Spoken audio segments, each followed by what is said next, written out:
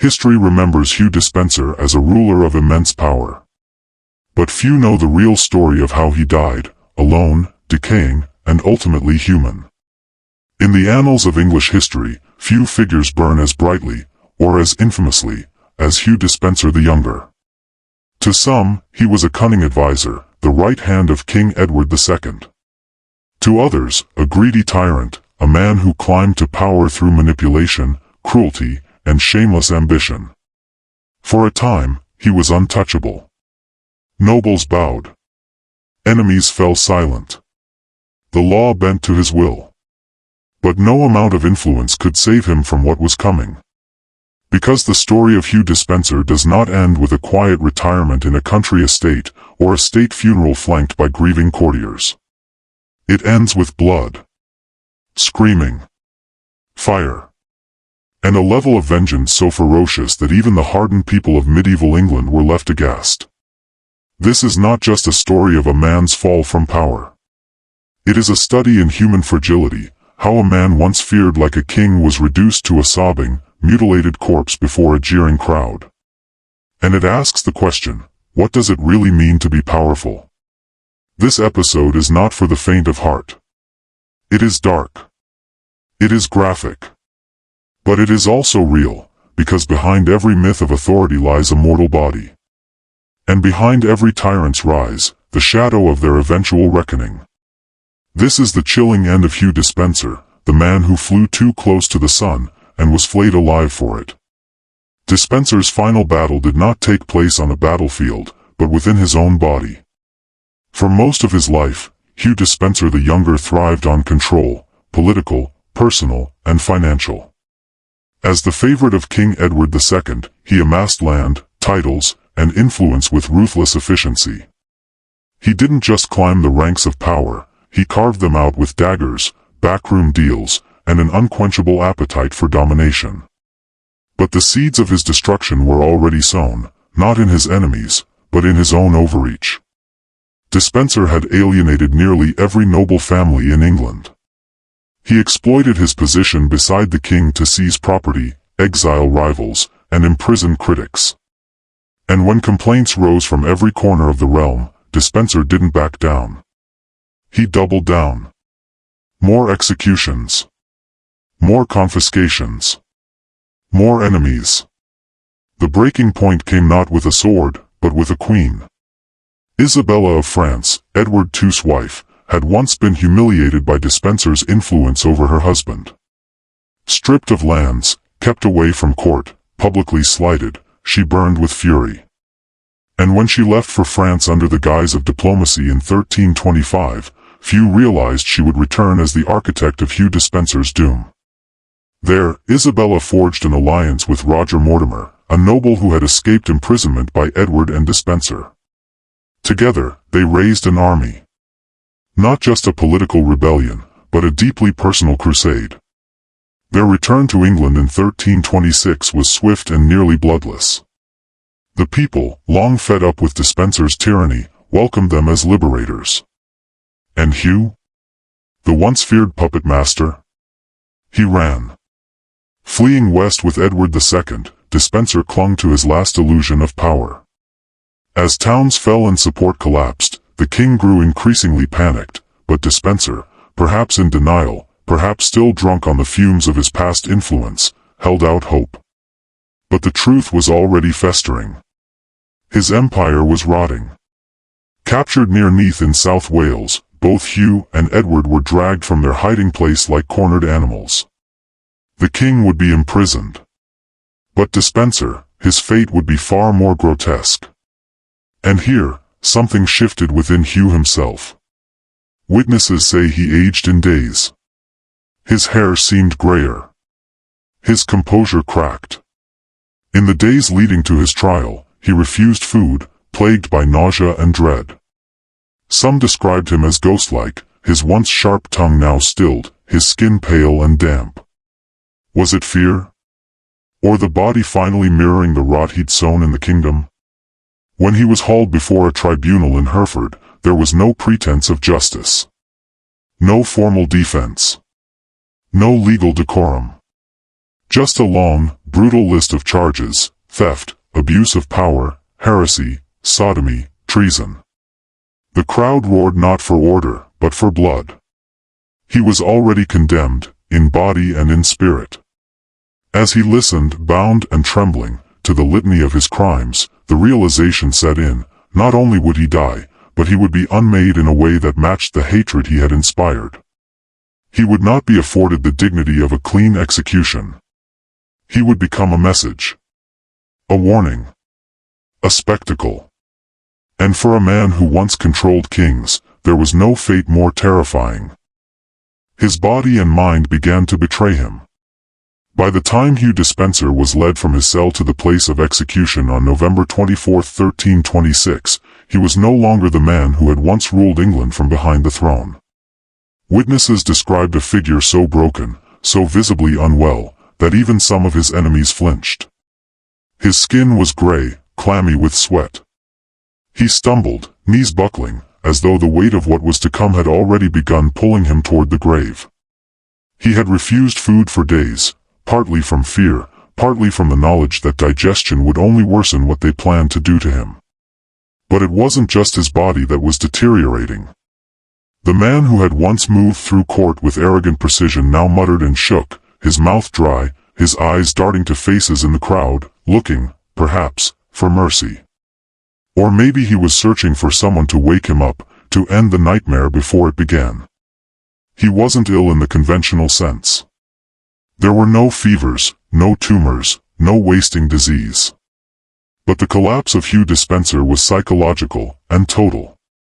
A man raised on entitlement, suddenly stripped of every layer of protection. The dread consumed him. Reports suggest he wept uncontrollably, pleaded with guards, promised gold, loyalty, even secrets, anything to delay the horror he knew awaited him. But no one would save him. His execution was not merely a punishment. It was a performance, carefully designed to strip him of every last shred of dignity.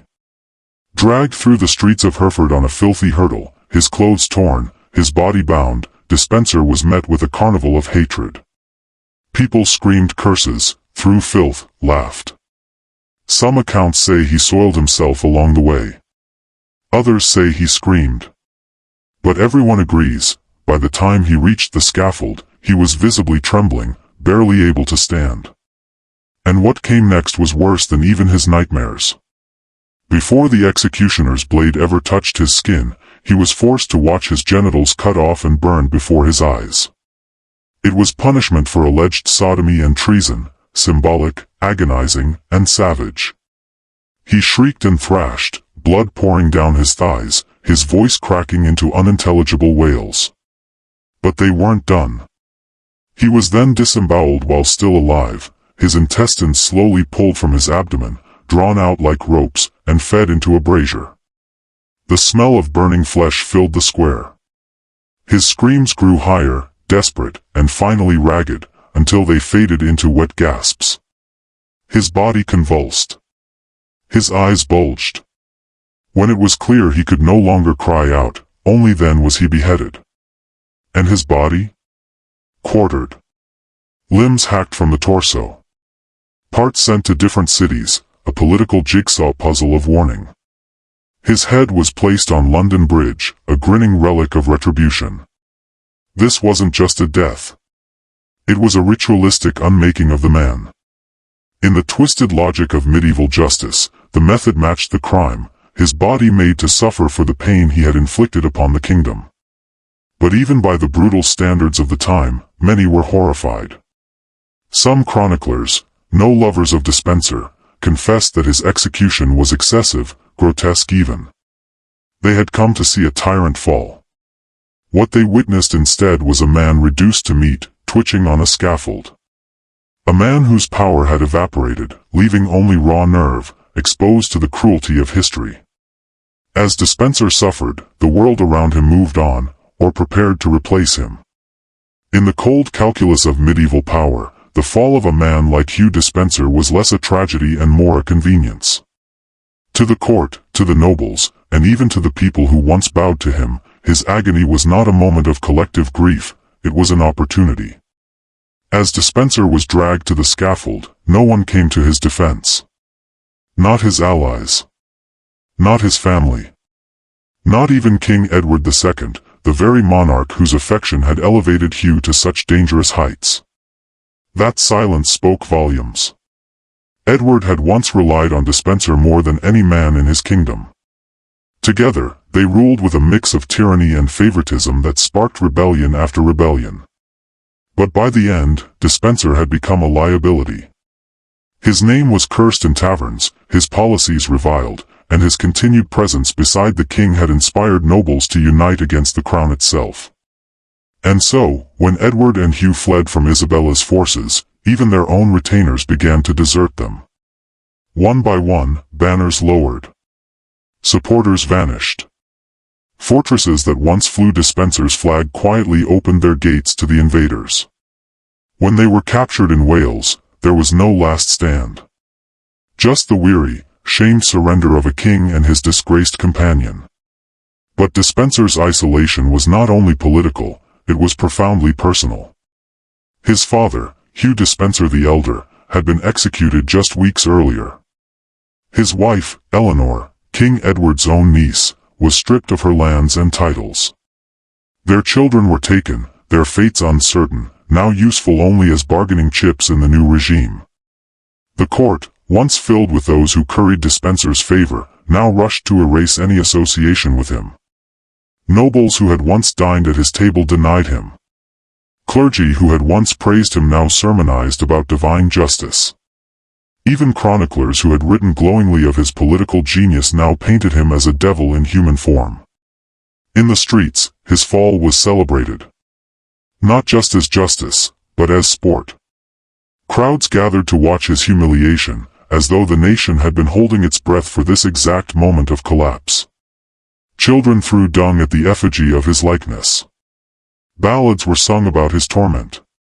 In cities where his laws had once ruled with iron grip, there was dancing in the streets. And yet, behind the jubilation, a deeper silence crept in. Despenser had been a symptom, not the disease. His execution may have satisfied the mob, but it didn't undo the years of corruption, division, or fear that had defined Edward's reign.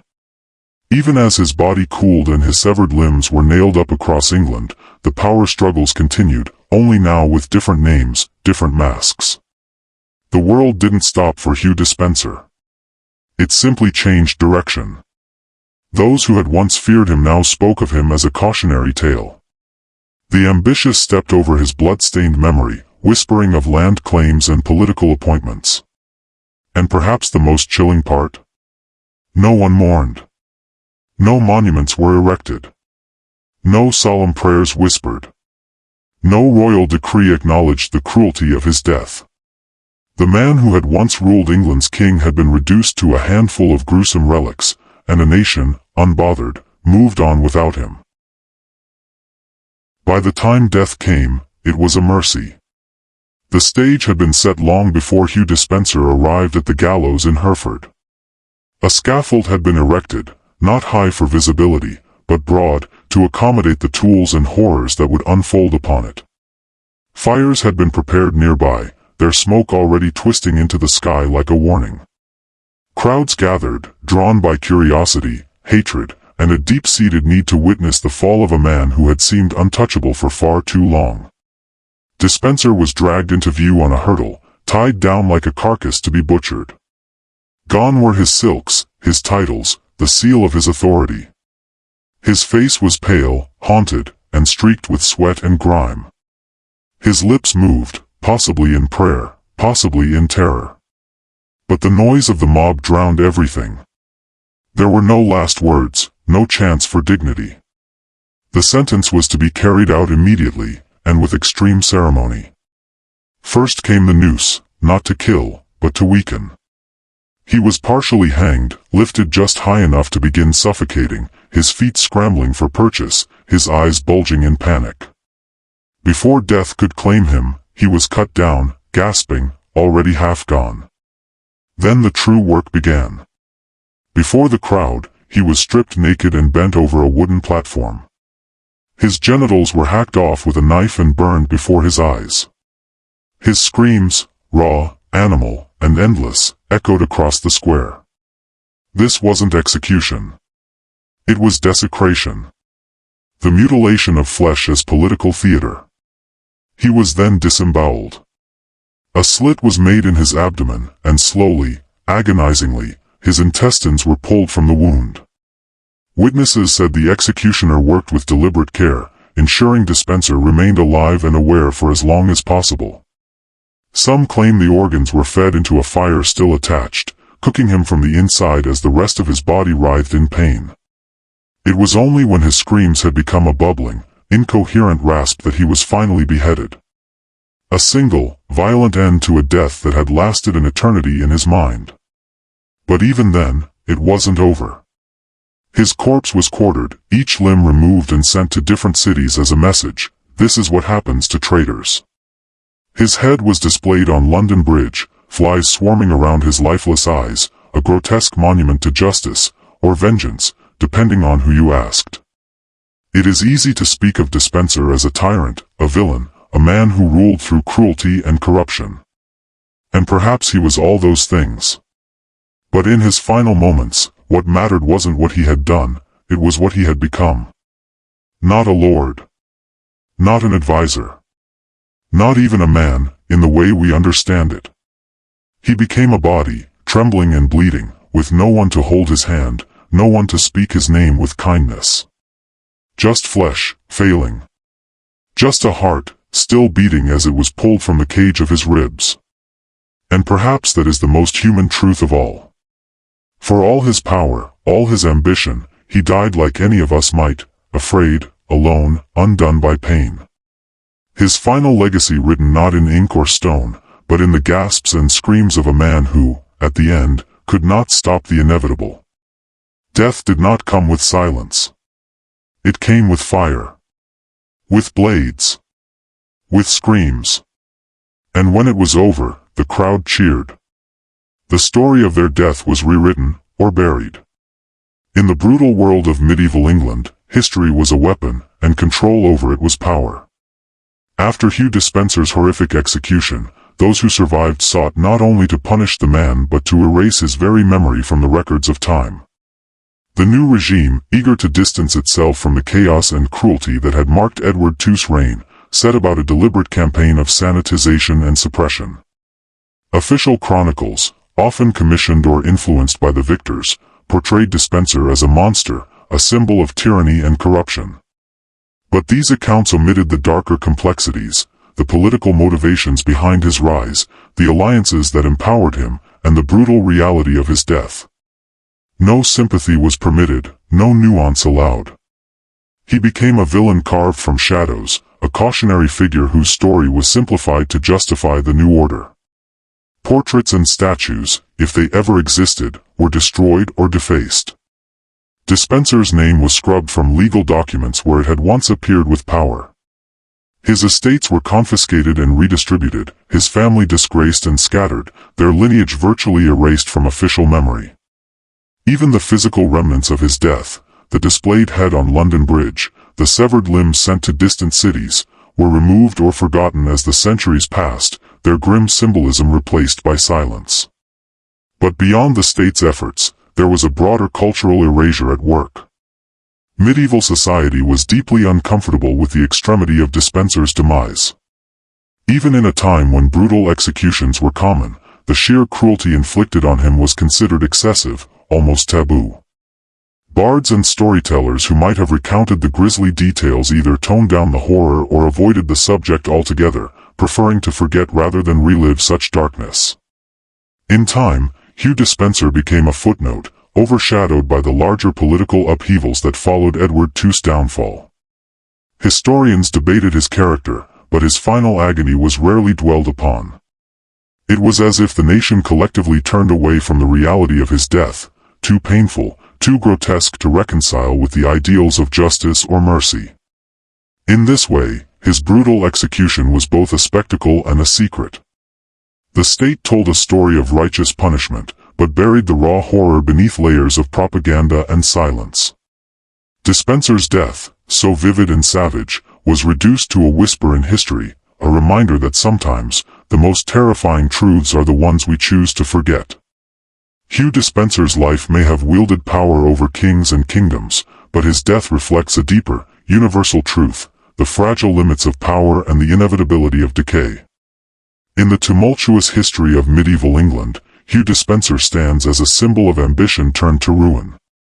His rise was meteoric, fueled by royal favor and ruthless political maneuvering. But his fall was brutal, a stark reminder that even those who seem untouchable are ultimately bound by the same mortal chains as the rest of us. Despenser's execution shocked a kingdom accustomed to violence, revealing the raw, terrifying edge of justice when wielded without restraint. It forced contemporaries and historians alike to confront uncomfortable questions about cruelty, mercy, and the nature of power. His death was not just the end of a man, it was a mirror held up to a society grappling with its own divisions and excesses.